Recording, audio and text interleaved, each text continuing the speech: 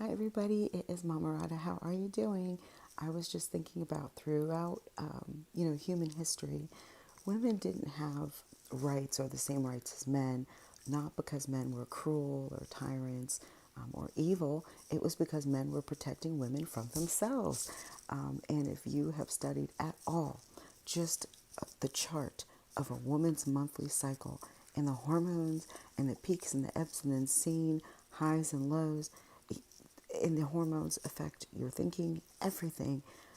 There's no wonder why, honestly, women are out here losing their minds because the men help to keep them in control of themselves, even though women were just as emotional, and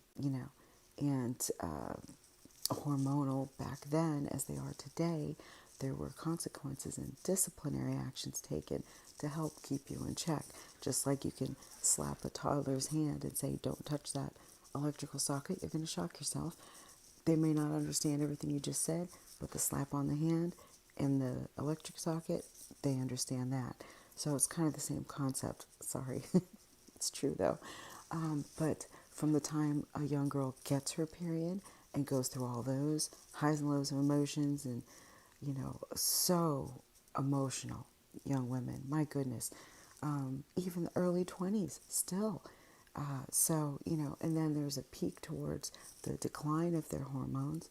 And then through menopause, perimenopause is up to 10 years before menopause actually starts. So can you imagine if women start menopause around 45, the average is 51, 10 years prior, they can experience all these different symptoms, but on a gradual scale because, they're declining over the years.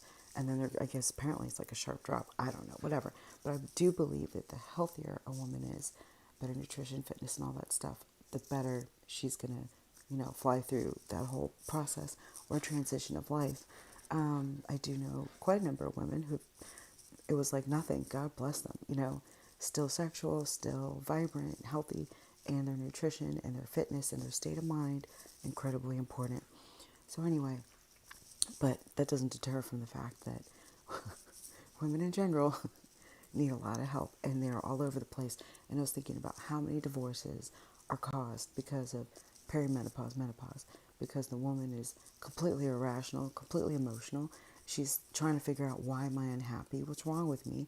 And so she says, oh, well, okay, maybe it's me that needs to be fixed, but it's because I'm here in this environment.